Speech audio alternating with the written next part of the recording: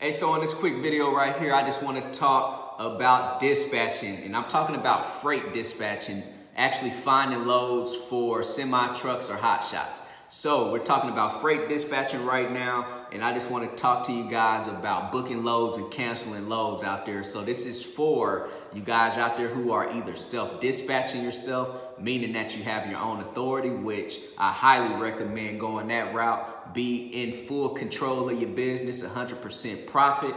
And also I'm talking to you guys out there who have dispatching companies, who are dispatching for owner operators out there. So I just want to let you guys know real quick about booking loads and canceling those loads, and some cons on booking loads and canceling those loads. So I'm just going to kind of walk you guys through the process real quick. So for example, I'm a dispatcher. I'm dispatching for an owner operator right now, or no, we'll say I'm dispatching for myself. So I get on the load board and I book a load. I call up the freight broker. Me and the freight broker negotiate on the rate. He sends me over a carrier packet. I fill out that carrier packet and I send that carrier packet back with my W-9, my authority certificate, and my proof of insurance. So that freight broker will send me over a rate confirmation. Once I receive that rate confirmation, basically that load is mine. I'm on that load. The freight broker has taken that load off the load board, and that freight broker is not worried about that load. The freight broker is just going to do follow-up calls. So now we're going to talk about booking that load and also canceling that load. So I can actually accept that load, but I have the right to call that freight broker back and tell the freight broker, hey, I need to cancel this load because it might be something serious. You know, it might be a maintenance problem. It might be I might need to get back home, or it's a lot of scenarios and basically situations that may, make me have to actually cancel that load out. So I'll tell you guys the cons about booking loads and canceling them out. You could call them up, call the freight broker, let the freight broker know, hey, I'm going to cancel this load out. And the freight broker, he or she is going to be a little bit upset, because now what they have to do is basically recover that load and put that load right back on the load board, and then go through the process again of finding a truck driver. So I've ran into this problem, many of times. Being in this trucking industry, I've canceled many of loads on the trucking side, and me as being a freight broker, I've had plenty of truck drivers cancel the load on me. So during the day, I wear multiple hats. During the day, I might be wearing my freight broker hat, and then 5 minutes later, I'm wearing my actual trucking hat, so I work both sides. So I just want to tell you guys the cons of actually canceling those loads, because sometimes when you cancel loads, those freight brokers are going to make notes on your MC number in your company. So next time when you see a load on the load board, and it might be that same freight broker, he's going to get your MC number, and those notes are going to come up, and then it's going to say you canceled a load on whatever day it was, and then that freight broker basically has the right to tell you, sorry man, you canceled a load on us, you're pretty much risky, so if I give you this load, you might cancel it again. So basically you've burned a bridge with the actual freight broker. So I just recommend for you guys out there to, if you know you're going to book a load, be pretty solid that you're going to book that load. There's times out here, and I could tell you, I work both sides. This whole business is just a big game, to be honest with you guys, so there's times when you're going to book a load as a truck driver, and then that load might have been a good paying load for you, and then right when you book that load, you get back on the load board and you see something that pays a little bit more. So you end up booking that load that pays more, because of course, who don't want more money, so that means you have to cancel out that first load, and then you're going to cancel that out. So now you're potentially burning the bridge with the actual freight broker, but that's just a game sometimes you have to play if you want to make a little bit more money.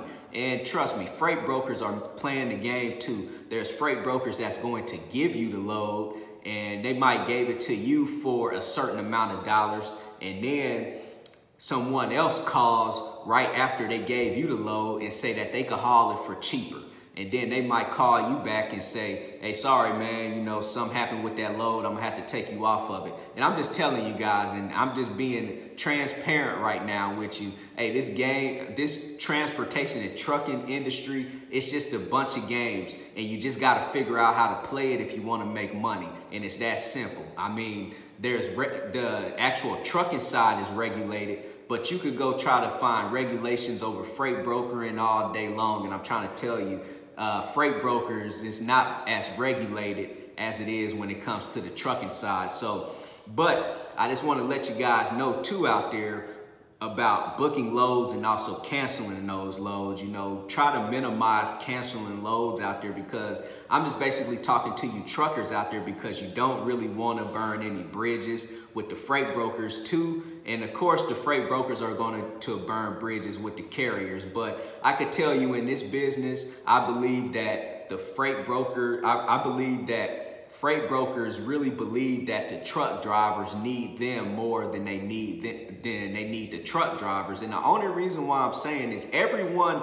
and I'm not saying it's right, everyone needs everyone in this business, because without the truck drivers, how is the freight going to get moved? Without the freight broker, how is the actual freight going to get to the truck driver? So everyone needs everyone in this business, but where is the money really made? The money is made with the load. And who has the load? The freight broker has the load. So if the truck driver has nothing on his trailer, the truck driver will not make any money. The freight broker don't really have a lot of overhead. So the freight broker is not really complaining. You know, the truck driver saying, hey man, I got a deadhead, X amount of miles. You know, that's fuel. I got to pay fuel every month. And if you hire a driver, I got to pay driver's pay. I still got to pay that truck and that trailer note. One thing about the actual trucking side is that your bills don't stop. Your bills will never slow down. Your overhead will never slow down. So I'm just basically letting you guys know that this is just a big game, and you guys have to play it out here, and you guys have to perfect it. And I guarantee you guys will start making money, you know, and that's why I always recommend, if you have your own authority, always figure out and always learn more. You know, just don't settle for driving that truck. You know, become the freight broker too. Become the dispatcher. Start leasing on people to your company. Start doing multiple things out here. You know, so I just want to put that out there to you guys, man. Try to minimize canceling loads as much as possible, you know, because you don't want to burn any bridges. And also for you freight brokers out there who are playing that game too, you know, try to minimize, you know, doing that to the actual truck drivers. I know for a fact that there's freight brokers out here that's actually booking loads and giving the loads to the actual truck drivers, and then they'll call the truck driver back, because it happened to me before, you know, from me booking a load from a freight broker. And the freight broker called me back and tell me that, hey, well, I don't have that load anymore, but I know that that freight broker just actually found somebody else and moved it for a cheaper price. And the only reason why I know is because I know freight brokers in this business. And of course, freight brokers talk just like everyone else. So I just thought I would share, you know, basically this transportation industry when it comes to trucking on the trucking side and on the broker side, and when it comes to booking loads on the trucking side and canceling loads, and also when it comes to brokering out that freight to a truck driver and canceling that load on the actual and pulling that load pretty much back from the actual truck driver, is that you're going to start burning bridges out here. So one thing I just want to promote and put out there is that, hey, let's start doing business, and let's just do business the right way. You know, it's enough money out here to be made on the freight broker side. It's enough money to be made on the trucking side too. But one thing about this business is very cutthroat, and you just got to get in where you fit in, you know. So I hate to say it like that, but I mean, that's just my honest assessment by wearing multiple hats in this business. But like me, I'm going to get it by any means necessary. So I hope everyone out there is going to get it by any means necessary. Just play the game. Hey, life is a game, you know, and you just got to play it, and you got to get in where you fit in. So if you guys have any questions out there, hit me up on my email, broker@manniestrans.com. Go visit my website, www.extraordinarymovement.com. If you guys are looking for a load board, go click the link below. You can get 30-day free trial with DAT. Go sign up with TAFS. Trans Financial Services if you guys are looking for a load board, for a factoring service. And also, if you are new to TAFS, they will give you a free ELD out there. So, hey, CEO, commit, execute, and be obsessed. Everybody be great out there.